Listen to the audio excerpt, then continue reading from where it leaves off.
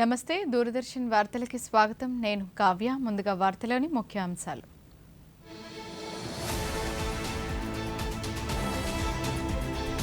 ఉత్తరప్రదేశ్లోని హర్దాయిలో access controlled green field Ganga express వేను జాతికి అంకితం చేసిన ప్రధాని మోదీ.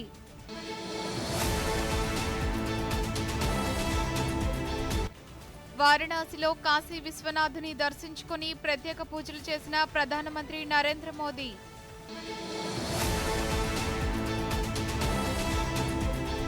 గృహ అవసరాల ఎల్పీజీ సరఫరాలో ఎలాంటి అంతరాయం లేదన్న కేంద్ర పెట్రోలియం మంత్రిత్వ శాఖ.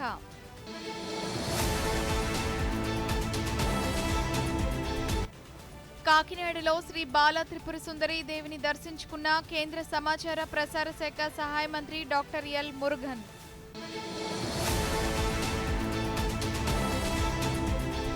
వదంతులను నమ్మి ప్రజలు పెట్రోల్ నిల్వ చేయవద్దన్న కేంద్ర మంత్రి జి కిషన్ రెడ్డి.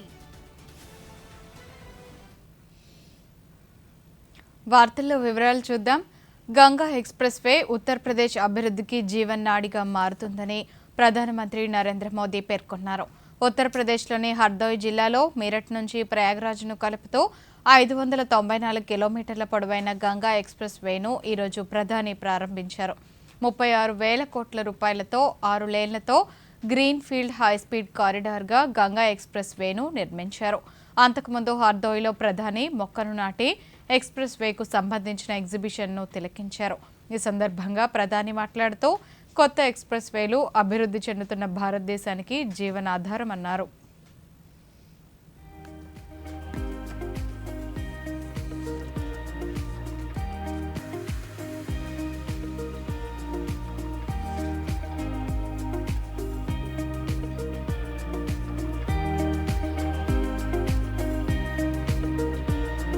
कुछ ही दिन पहले मुझे दिल्ली देहरादून एक्सप्रेसवे के लोकार्पण का अवसर मिला था. तब मैंने कहा था कि ये नए बनते एक्सप्रेसवे विकसित होते भारत की हस्तरेखाएं हैं. आधुनिक हस्तरेखाएं आज भारत के उज्जवल भविष्य का जयघोष कर रही है. अब वो दौर चला गया जब एक सड़क के लिए दशकों तक इंतजार करना पड़ता था. डबल इंजन सरकार में शिलान्यास भी होता है और तय समय में लोकार्पण भी होकर के रहता. ప్రధానమంత్రి నరేంద్ర మోదీ ఉత్తరప్రదేశ్ పర్యటనలో భాగంగా ఈ ఉదయం వారణాసిలోని ప్రపంచ ప్రఖ్యాత కాశీ విశ్వనాథుని దర్శించుకున్నారు. అత్యంత భక్తి శ్రద్ధలతో కాశీనాథునికి ప్రత్యేక అభిషేకాలు పూజలు నిర్వహించారు. ఆ విశేషాలను ఇప్పుడు చూద్దాం. అయోధ్య, మధుర, మాయా, కాశీ, కంచి, అవంతిక, ద్వారక ఈ 7 ప్రాంతాలు మోక్షపురులని పురాణాలు చెబుతున్నాయి. వీటిలో ఉత్తరప్రదేశ్లోని కాశీ తర్వాత కాలంలో వారణాసిగా మారింది. ఇక్కడ కొలువైన కాశీ విశ్వనాథుని దర్శించుకుంటే మోక్షం లభిస్తుందని భక్తుల విశ్వాసం. కాశీ విశ్వేశ్వరుడు, అన్నపూర్ణాదేవులను దర్శించుకునేందుకు దేశవ్యాప్తంగా భక్తులు తరలివస్తూ ఉంటారు. ఇది ప్రధానమంత్రి నరేంద్ర మోదీ ప్రాతినిధ్యం వహిస్తున్న పార్లమెంటు నియోజకవర్గం కావడం మరింత విశేషం. ఉత్తరప్రదేశ్లో 2 రోజుల పర్యటన నిమిత్తం మంగళవారం సాయంత్రం విచ్చేసిన ప్రధానమంత్రి నరేంద్ర మోదీ ఈరోజు ఉదయం సప్త మోక్షపురులలో ఒకటైన వారణాసిలోని విశ్వేశ్వర మందిరాన్ని దర్శించుకున్నారు. ఆలయానికి విచ్చేసిన ప్రధానికి డమరుక నాదాలతో భక్తులు, ఆలయ అధికారులు స్వాగతం పలికారు. రెడ్ కార్పెట్పై నెమ్మదిగా నడుచుకుంటూ డమరుక నాదాలతో ఆహ్వానం పలుకుతున్న వారికి అభివాదం చేస్తూ ప్రధాని ఆలయంలోకి ప్రవేశించారు. కాశీ విశ్వనాథుని మందిరానికి 1000 ఏళ్ల చరిత్ర ఉందని చరిత్రకారులు చెబుతున్నారు. ఆలయాన్ని ఎవరు నిర్మించారన్న విషయంపై అనేక చర్చలు ఉన్నాయి. అత్యంత పురాతన ఆలయంగా ఉన్న ఈ కాశీని ప్రధానమంత్రి నరేంద్ర మోదీ 2014 ఎన్నికల్లో వారణాసి నుంచి తొలిసారి విజయం సాధించిన తర్వాత అద్భుతమైన రీతిలో అభివృద్ధి చేశారు. అప్పటి వరకు ఇరుకుగా ఉండే రహదారులను వెడల్పు చేయడంతో పాటు భక్తులకు అనేక మౌలిక సదుపాయాలు కూడా కల్పించారు. కాశీ క్షేత్రంలోకి ప్రవేశించిన ప్రధాని నరేంద్ర మోదీ గర్భాలయంలోని విశ్వనాథ శివలింగం ముందు ఆసీనులై అభిషేక సేవలో పాల్గొన్నారు. ప్రధాని నుదిటిన అర్చకులు గంధలేపనం చేసి కుంకుమ దిద్దారు. అనంతరం బిల్వ పత్రాలు, పాలు, తేనె, పసుపు జలాలతో ప్రధాని మోదీ విశ్వనాథుడిని అభిషేకించారు. లింగ రూపంలో ఉన్న విశ్వనాథుడికి పుష్ప కిరీటాన్ని ధరింపజేసి కుంకుమార్చన చేశారు. పూలదండలు అలంకరించి భక్తి ప్రపత్తులతో స్వామిని పూజించారు. విశ్వనాథ శివలింగానికి ప్రత్యేక పూజలు చేసిన అనంతరం ప్రధానమంత్రి నరేంద్ర మోదీ అన్నపూర్ణే సదాపూర్ణే శంకర ప్రాణవల్లభే అంటూ అన్నపూర్ణాదేవిని దర్శించుకున్నారు. కొద్దిసేపు ధ్యానములో నిమగ్నులయ్యారు. అనంతరం అర్చకులు ప్రధానికి తీర్థప్రసాదాలు అందించారు.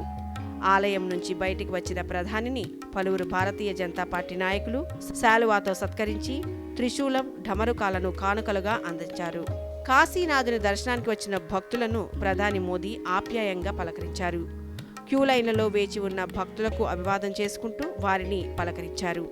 ఈ సందర్భంగా క్యూలైన్లతో ఉన్న పలువురు చిన్నారులను బయటికి పిలిచి వారితో ముచ్చటించారు. అనంతరం విశ్వనాథ మందిరం ప్రాంగణంలో ఏర్పాటు చేసిన వైదిక గడియారాన్ని ప్రధాని మోదీ ఆసక్తిగా పరిశీలించారు. ఆ గడియారం విశేషాలను అధికారులు అడిగి తెలుసుకున్నారు. వారణాసిలోని కాశీ విశ్వనాథ ఆలయ ప్రాంగణంలో ఇటీవల విక్రమాదిత్య వేడ గడియారాన్ని ఏర్పాటు చేశారు. ఈ గడియారం బరువు 700 కిలోలు. ఇది సూర్యోదయం ఆధారంగా పనిచేస్తూ భారతీయ కాలగణన పద్ధతులైన 30 ముహూర్తాలు, తిథి, నక్షత్రం, గ్రహ స్థానాలు, పంచాంగ వివరాలను ప్రదర్శిస్తుంది. మధ్యప్రదేశ్ ప్రభుత్వం బహుమతిగా ఇచ్చిన ఈ గడియారం సాంప్రదాయ, ఆధునిక సాంకేతికతలను మిళితం చేస్తుంది. వదంతులు నమ్మి ప్రజలు పెట్రోల్ నిల్వ చేయవద్దని కేంద్ర బొగ్గు గనుల శాఖ మంత్రి జి కిషన్ రెడ్డి తెలిపారు. హైదరాబాద్లో ఈరోజు కేంద్ర మంత్రి మీడియాతో మాట్లాడుతూ పెట్రోల్, డీజిల్ కొరత లేదని స్పష్టం చేశారు. తెలంగాణ, ఆంధ్రప్రదేశ్తో పాటు మరికొన్ని ప్రాంతాల్లో నిల్వలు లేవనే బోర్డులు ప్రజలను భయాందోళనకు గురి చేస్తున్నాయన్నారు. వదంతులను ప్రజలు నమ్మవద్దన్నారు.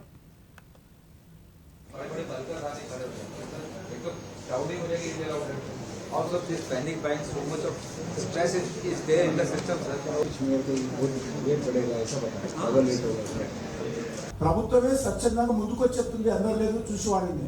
ఇప్పుడు మనకు ఆ ప్రాబ్లం లేదు, షార్టేజ్ అనేటువంటి ప్రాబ్లం లేదు. ఎందుకంటే అల్టిమేట్గా ఇబ్బందులు అయితే ప్రజలకు చెప్తాం, మేము ప్రజలకు చెప్పి ప్రజలను భాగస్వామ్యం చేస్తాం. దాంట్లో మనం ఎవరు కూడా భయపడాల్సిన అవసరం లేదు. ఏదైనా ఉంటే ప్రభుత్వం చెప్తుంది తప్పకుండా. రెండోది, ఈరోజు పెట్రోల్ ఇళ్లలో స్టాక్ పెట్టకండి దయచేసి. ఎండాకాలం ప్రమాదం జరిగే అవకాశం ఉంది కాబట్టి నేను ప్రజలను కూడా అదే అలర్ట్ చేస్తా ఉన్నాను. ఎవరు కూడా మీరు ఇళ్లలో పెట్రోల్ స్టాక్ పెట్టుకోకండి. కేంద్ర సమాచార ప్రసార శాఖ సహాయ మంత్రి డాక్టర్ ఎల్ మురుగన్ ఈరోజు కాకినాడ జిల్లాలో పర్యటించారు. రాజమహేంద్రవరం విమానాశ్రయం నుంచి నేరుగా కాకినాడకు చేరుకున్న మంత్రి శ్రీ బాల త్రిపుర సుందరి అమ్మవారిని దర్శించుకున్నారు. ఆలయానికి చేరుకున్న కేంద్ర మంత్రికి పండితులు ఆలయ మర్యాదలతో స్వాగతం పలికారు. వేద మంత్రోచ్చరణల మధ్య ప్రత్యేక పూజలు నిర్వహించారు. దర్శనానంతరం ఆలయ అర్చకులు వేదాశీర్వచనం అందించగా అధికారులు తీర్థ ప్రసాదాలను అందించారు.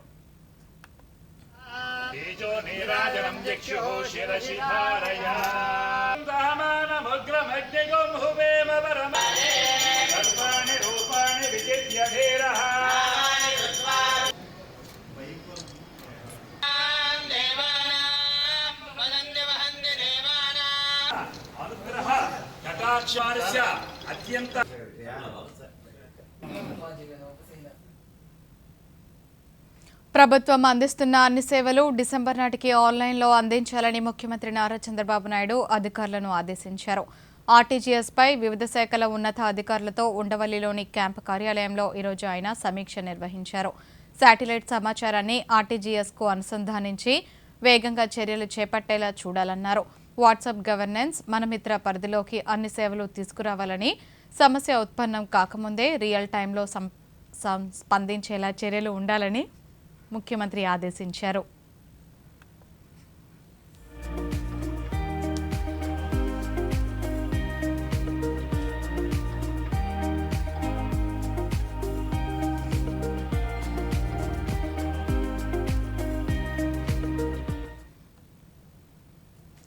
వేసవి కాలంలో పిల్లల పట్ల తల్లిదండ్రులు అప్రమత్తంగా వ్యవహరించాలని Andhra Pradesh southern power distribution company limited MD chairman Lotheti Sivasankar తెలిపారు. తిరుపతిలో ఈరోజు ఆయన దూరదర్శన్తో మాట్లాడుతూ పాఠశాలలు, కళాశాలలకు సెలవుల సమయంలో పిల్లలు ఆట స్థలాల్లో వివిధ క్రీడలు ఆడతారని, ఆ ప్రాంతాల్లో విద్యుత్ స్తంభాలు ఉంటే తగు జాగ్రత్తలు తీసుకోవాలన్నారు. గాలిపటాలు ఎగరవేసే సమయంలో విద్యుత్ వైర్ల వైపు వెళ్లకుండా తల్లిదండ్రులు ముందస్తు చర్యలు తీసుకోవాలన్నారు. ఈ మేరకు విద్యుత్ అధికారులు ప్రజలకు అవగాహన కల్పించాలన్నారు. ఈ విద్యుత్ తీగలు, ట్రాన్స్ఫార్మర్స్ కానీ, అలాగే స్టే వైర్స్ కానీ ఇటువంటివి ఎక్కడెక్కడ ఉన్నా సరే అక్కడ పిల్లలు కానీ వారి తల్లిదండ్రులు కానీ చాలా అప్రమత్తతో ప్రవర్తించి తగు జాగ్రత్తలు తీసుకుంటే ఇటువంటి ప్రమాదాలు అరికట్టవచ్చు. ముఖ్యంగా పిల్లలు ఆడుకునే ప్రాంతాన్ని తల్లిదండ్రులు కానీ, ఆ వీధులు ఉన్న వాళ్ళు కానీ, పెద్దలు కానీ ఒకసారి చెక్ చేసుకోవాలి. పిల్లలకు కూడా గైడ్ చేయాలి. పిల్లలు కూడా బాధ్యతగా తీసుకొని ఇటువంటి ప్రమాదకరమైన పరిస్థితులు ఉన్న ప్రాంతాల్లో ఆట కానీ వేరే యాక్టివిటీస్ కానీ ఏవి చేయకుండా చేస్తే ఇవన్నీ కూడా ఈ ప్రమాదాలన్నీ కూడా అరికట్టవచ్చు. పేదలకు అతి తక్కువ ధరకే నాణ్యమైన మందులను అందించే ప్రధానమంత్రి భారతీయ జన ఔషధి పరియోజన కేంద్రాన్ని బాపట్ల జిల్లా కలెక్టర్ డాక్టర్ వినోద్ కుమార్ బాపట్ల పట్టణంలో ప్రారంభించారు. ఈ కేంద్రాన్ని ప్రారంభించిన అనంతరం కలెక్టర్ మాట్లాడుతూ తక్కువ ధరలకు దొరికే ఈ నాణ్యమైన మందులను ప్రజలు సద్వినియోగం చేసుకోవాలని కోరారు.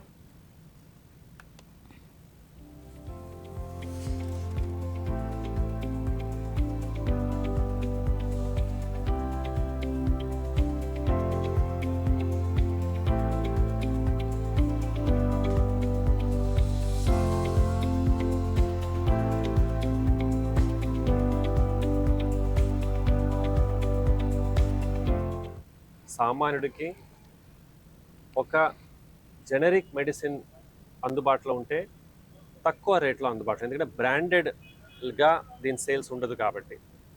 సో దాన్ని ఈరోజు ప్రారంభించడం జరిగింది.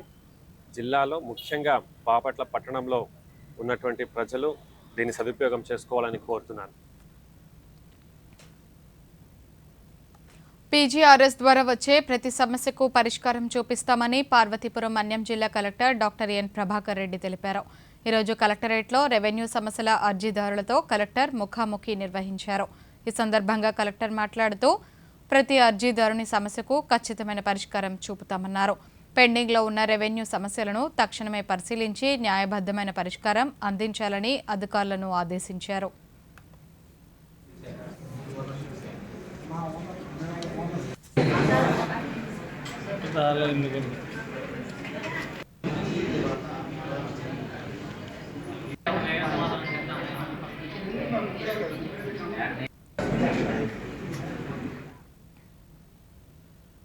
రెవెన్యూ సమస్యలను త్వరలోనే పరిష్కరిస్తామని తిరుపతి జిల్లా కలెక్టర్ డాక్టర్ ఎస్ వెంకటేశ్వర్ తెలిపారు. జిల్లాలోని శ్రీకాళహస్తి నియోజకవర్గం తొట్టంబేడు మండలం చోడవరం గ్రామంలో రెవెన్యూ శాఖ ఈరోజు నిర్వహించిన భూ రీసర్వే కార్యక్రమంలో రైతు సమస్యలను అడిగి తెలుసుకున్నారు. ఈ సందర్భంగా కలెక్టర్ మాట్లాడుతూ జిల్లాలోని 980 రెవెన్యూ గ్రామాలకు గాను ఇప్పటికే 250 రెవెన్యూ గ్రామాల్లో భూ రీసర్వే నిర్వహించినట్లు తెలిపారు. ఏంటంటే మీరు కూడా ఈ రీసర్వే మీ విలేజ్లో జరుగుతున్నప్పుడు ఖచ్చితంగా మన రెవెన్యూ వాళ్ళు మిమ్మల్ని సంప్రదిస్తారు. మీకు ఏ సమస్యలు ఉన్నా ఇది ఒక మంచి అవకాశంగా తీసుకొని ఈ రెవెన్యూ రీసర్వేలోనే మీరు వీటిని పరిష్కారం చేర్చుకున్నట్టయితే ఇంకెప్పటికి కూడా మళ్ళీ రెవెన్యూ డిపార్ట్మెంట్ తహసీల్దార్ దగ్గరకో, విఆర్ఓ దగ్గరకో, లేదంటే జేసీ దగ్గరకో, కలెక్టర్ దగ్గరకో రావాల్సిన అవసరమే ఉండదు. దీని ఒక మంచి అవకాశంగా తీసుకొని ప్రతి ఒక్కరు కూడా మీ రెవెన్యూ సమస్యలన్నింటినీ కూడా క్లియర్ చేసుకోవాలని కూడా విజ్ఞప్తి చేస్తున్నాను. అదేవిధంగా జిల్లా ప్రజలందరికీ కూడా ఏమంటే ఇది జరిగేటప్పుడు ఊర్లో కనుక ఉన్నట్టయితే మీకు కూడా వాట్సాప్ ద్వారానో ఫోన్ ద్వారానో రెవెన్యూ సిబ్బంది చెప్తారు ఏదో రోజు అయితే మీ భూమి మీదకి వస్తున్నాను అనేది. ఖచ్చితంగా ఆ రోజు మీరు అందుబాటులో ఉన్నట్టయితే ఒకేసారి కూడా ఈ రీసర్వే కార్యక్రమం అనేది పూర్తవుతుంది అనేది కూడా చెప్తున్నాము. ఉమ్మడి అనంతపురం జిల్లా మీదుగా తిరుపతి ఆకోలా మధ్య వారాంతపు ఎక్స్ప్రెస్ను ప్రారంభించనున్నట్లు రైల్వే అధికారులు తెలిపారు. ఆకోలా తిరుపతి వారాంతపు ఎక్స్ప్రెస్ రైలు మే 3వ తేదీ నుంచి శుక్రవారాల్లో ఉదయం 9:15 అకోలాలో బయలుదేరి మరుసటి రోజు ఉదయం 8:30కు తిరుపతి చేరుతుందన్నారు. తిరుగు ప్రయాణపు రైలు మే 8వ తేదీ నుంచి ఆదివారాల్లో మధ్యాహ్నం 12:25 తిరుపతిలో బయలుదేరి మరుసటి రోజు మధ్యాహ్నం 2 గంటలకు అకోలాకు చేరుతుందని అధికారులు తెలిపారు. మార్గ మధ్యలో ఈ రైళ్లు 23 స్టేషన్లలో ఆగుతాయని దక్షిణ మధ్య రైల్వే ఒక ప్రకటనలో తెలిపింది.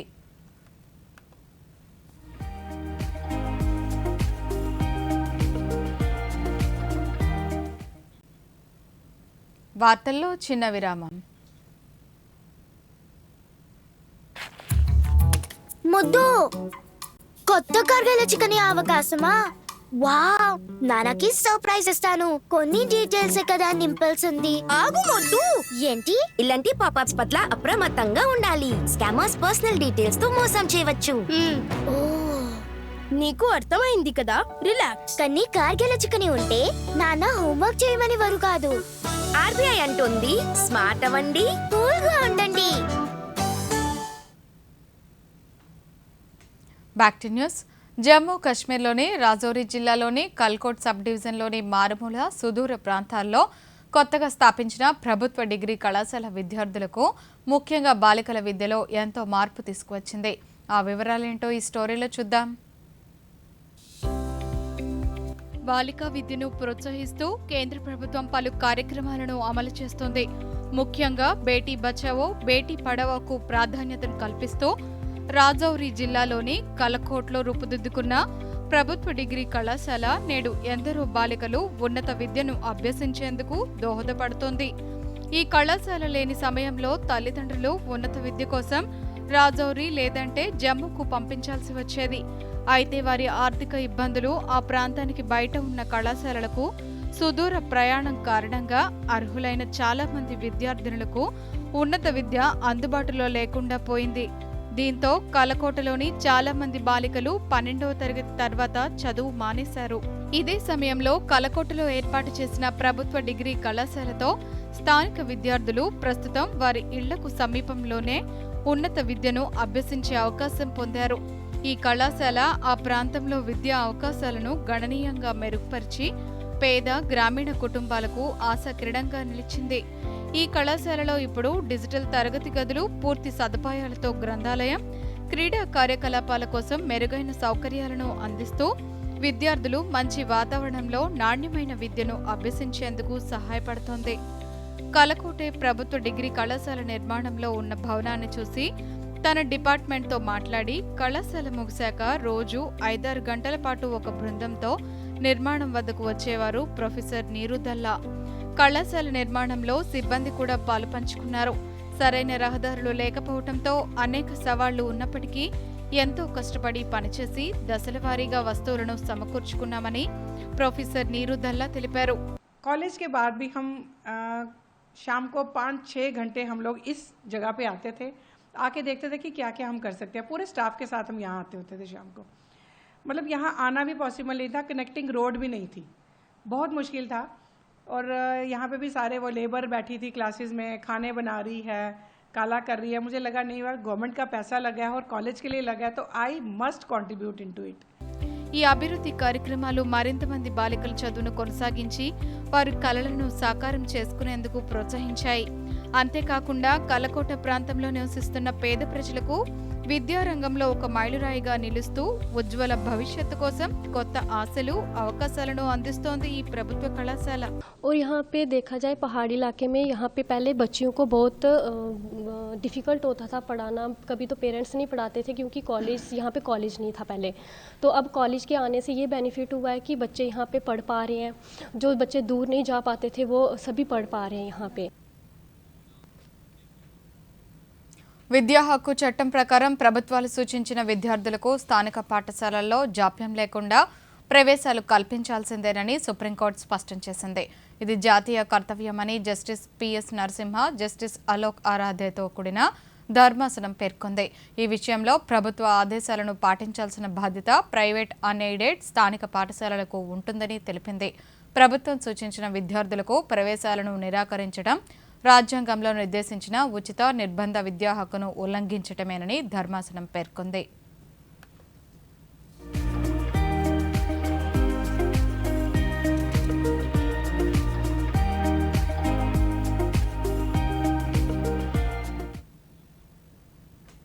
పెట్రోల్ డీజిల్ ధరలను వరుసగా 10 రూపాయలు 12 రూపాయల 50 పైసలు పెంచుతున్నట్లు పెట్రోలియం సహజ వాయువుల మంత్రిత్వ శాఖ జారీ చేసినట్లుగా సామాజిక మాధ్యమంలో ప్రచారం అవుతున్న వార్తను భారత పత్రికా సమాచార కార్యాలయం PIB ఖండించింది. ఈ ఉత్తర్వు నకిలీదని, కేంద్ర ప్రభుత్వం అటువంటి ఉత్తర్వులు జారీ చేయలేదని PIB ఫ్యాక్ట్ చెక్ స్పష్టం చేసింది. ఇటువంటి వార్తలను ప్రజలు నమ్మవద్దని, ఏ సమాచారాన్నైనా అధికారికంగా ధృవీకరించుకున్న తర్వాతనే నమ్మాలని పేర్కొంది.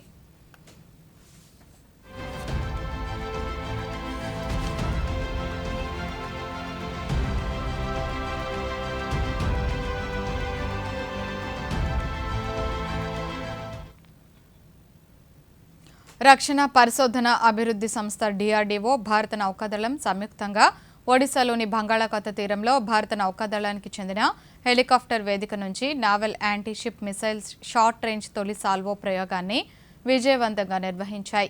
ఈ ప్రయోగంలో ఒకే హెలికాప్టర్ నుంచి 2 క్షిపణులను అతి తక్కువ వ్యవధిలో ప్రయోగించారు. దీనితో గాలి నుండి ప్రయోగించే అధునాతన నౌకా విధ్వంస క్షిపణి వ్యవస్థకు సంబంధించిన మొట్టమొదటి సాల్వో ప్రయోగంగా ఇది నిలిచింది.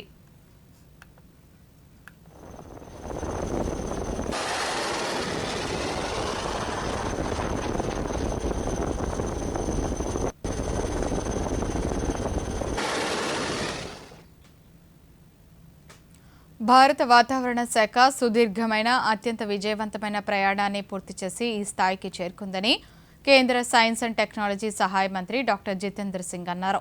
న్యూఢిల్లీలో లోధి రోడ్లోని భారత వాతావరణ శాఖ ప్రధాన కార్యాలయం వద్ద వాతావరణ రాడార్తో కూడిన విశిష్టమైన సెల్ఫీ పాయింట్ను మంత్రి ప్రారంభించారు. ఈ సందర్భంగా ఆయన మాట్లాడుతూ ఈ చొరవ ప్రజల భాగస్వామ్యాన్ని బలపరచడంతో పాటు దైనందిన జీవితంలో వాతావరణ పర్యవేక్షణ అవగాహన ప్రాముఖ్యతను తెలియజేయనుందన్నారు.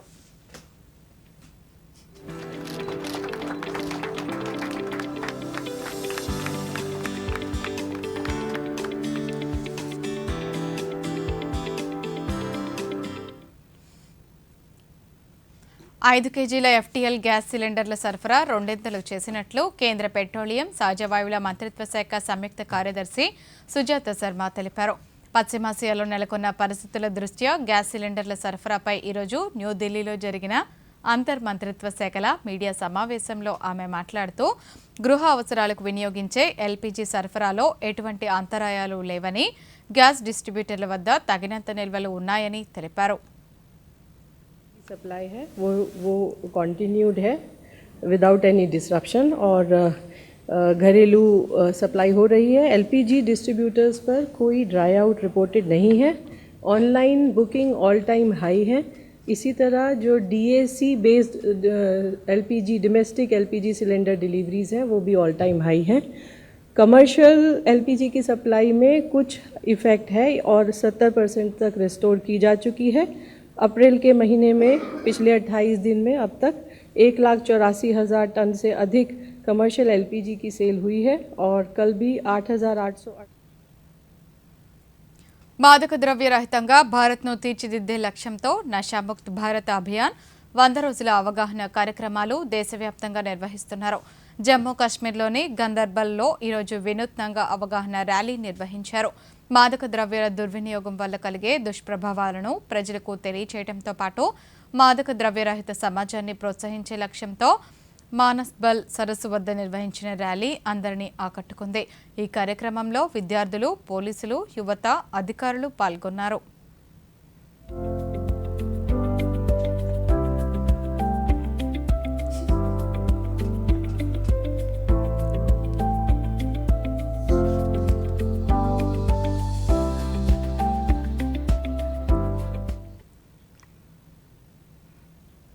విదేశాంగ మంత్రి డాక్టర్ S. జయశంకర్, ఈక్వెడార్ విదేశాంగ మంత్రి మరియా గాబ్రియలా సోమర్ఫెల్డ్ రోసరేతో ఈరోజు న్యూఢిల్లీలో సమావేశమయ్యారు. ద్వైపాక్షిక బంధాలను బలోపేతం చేసే లక్ష్యంతో భారత్లో 3 రోజుల పర్యటనలో భాగంగా S. జయశంకర్తో సమావేశమయ్యారు.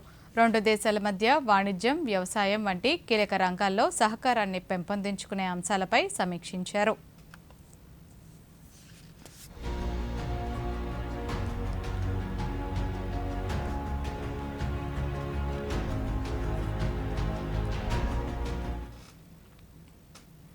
కేంద్ర ఆరోగ్య శాఖ మంత్రి జగత్ ప్రకాష్ నడ్డా ఈరోజు న్యూఢిల్లీలో కర్తవ్య భవన్లో ఈక్వెడార్ రిపబ్లిక్ విదేశాంగ మంత్రిత్వ శాఖ మంత్రి మరియా గ్యాబ్రియలా సోమర్ఫెల్డ్ రొసరేతో ద్వైపాక్షిక సమావేశాన్ని నిర్వహించారు.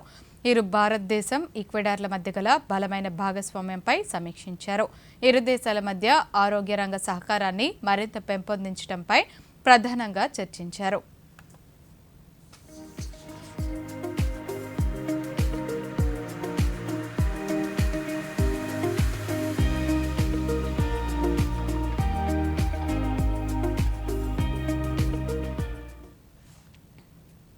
పునరుత్పాదక ఇంధన విస్తరణ, అంతర్జాతీయ ఆర్థిక భాగస్వామ్యం వంటి రంగాల్లో భారత్ ప్రపంచ అగ్రగామిగా ఎదుగుతుందని కేంద్ర వాణిజ్య పరిశ్రమల శాఖ మంత్రి పీయూష్ గోయల్ తెలిపారు. ఈరోజు న్యూఢిల్లీలో వికసిత్ భారత్ 2047 చర్చా కార్యక్రమంలో మంత్రి మాట్లాడుతూ 2030 నాటికి 500 గిగావాట్ల స్వచ్ఛ ఇంధన సామర్థ్యాన్ని చేరుకోవాలనే ప్రతిష్టాత్మక లక్ష్యాన్ని భారతదేశం నిర్దేశించుకున్నట్లు మంత్రి పేర్కొన్నారు. A 20 gigawatt solar energy program over the next 9 or 10 years. One of the first actions that Prime Minister Modi ordered was to change our ambition from 20 gigawatt straight to 100 gigawatt. And we got there. We got there well in time. We achieved that. And today, India has set an ambitious target. పశ్చిమ బెంగాల్ రెండో దశ assembly ఎన్నికల పోలింగ్లో 142 assembly నియోజకవర్గాల్లో polling ముగిసింది. ఈ దశలో 1448 మంది అభ్యర్థులు వారి భవితవ్యాన్ని పరిష్కరించుకోనున్నారు. సాయంత్రం 5 గంటల వరకు 89.99% పోలింగ్ నమోదైంది. మే 4వ తేదీన పశ్చిమ బెంగాల్, తమిళనాడు, కేరళ, అసోం, పుదుచ్చేరి రాష్ట్రాల ఎన్నికల ఫలితాలు వెలువడనున్నాయి. మొదటి దశ పోలింగ్లో 93.19% ఓటింగ్ నమోదైంది. రెండో దశలో భవానీపూర్లో తృణమూల్ కాంగ్రెస్ అభ్యర్థి మమతా బెనర్జీ, భారతీయ జనతా పార్టీ అభ్యర్థి సువేందు అధికారి మధ్య పోటీ నెలకొంది. ఎన్నికల ప్రక్రియ సజావుగా సాగేందుకు అధిక సంఖ్యలో భద్రతా బలగాలను మోహరించారు.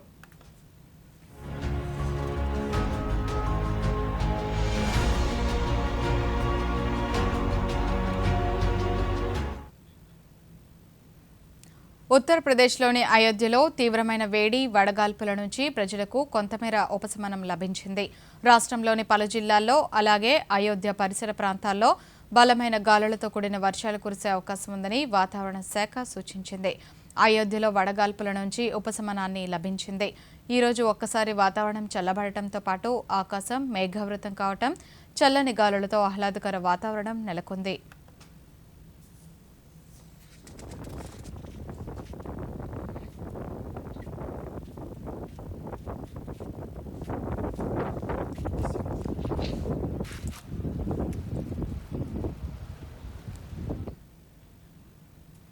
రాష్ట్రంలో విభిన్న వాతావరణ పరిస్థితులు నెలకొన్నాయని రాష్ట్ర విపత్తు నిర్వహణ సంస్థ మేనేజింగ్ డైరెక్టర్ ప్రఖర్ జైన్ తెలిపారు. తీవ్ర ఎండలతో పాటు రేపు విజయనగరం, పార్వతీపురం మన్యం, అల్లూరి సీతారామరాజు జిల్లాల్లోని 10 మండలాల్లో తీవ్ర వడగాల్పులు, మరో 20 మండలాల్లో వడగాల్పులు వీచే అవకాశం ఉందని తెలిపారు. ఈరోజు శ్రీ పొట్టి శ్రీరాములు నెల్లూరు జిల్లా కొమ్మిపాడులో అత్యధికంగా 44.1 డిగ్రీల సెల్సియస్ గరిష్ట ఉష్ణోగ్రత నమోదైనట్లు తెలిపారు. మరోవైపు ద్రోణి ప్రభావంతో విశాఖ, అనకాపల్లి జిల్లాల్లో పిడుగులతో కూడిన మోస్తరు వర్షాలు, రాయలసీమ, ఉత్తరాంధ్ర జిల్లాల్లో పిడుగులతో కూడిన తేలికపాటి వర్షాలు కురిసే అవకాశం ఉందని, రైతులు, పశువుల కాపరులు చెట్ల కింద ఉండరాదని తెలిపారు.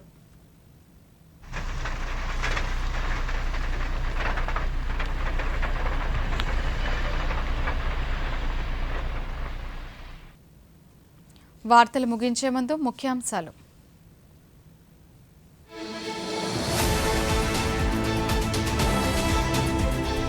ఉత్తరప్రదేశ్లోని హర్దాయిలో access controlled green field Ganga express వేను జాతికి అంకితం చేసిన ప్రధాని మోదీ.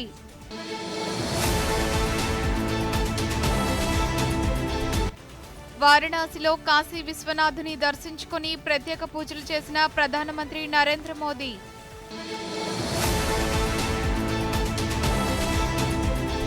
గృహ అవసరాల ఎల్పీజీ సరఫరాలో ఎలాంటి అంతరాయం లేదన్న కేంద్ర పెట్రోలియం మంత్రిత్వ శాఖ.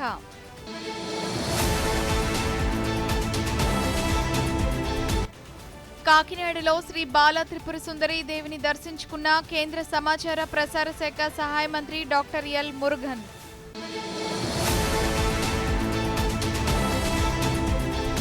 వదంతులను నమ్మి ప్రజలు పెట్రోల్ నిల్వ చేయవద్దన్న కేంద్ర మంత్రి జి కిషన్ రెడ్డి.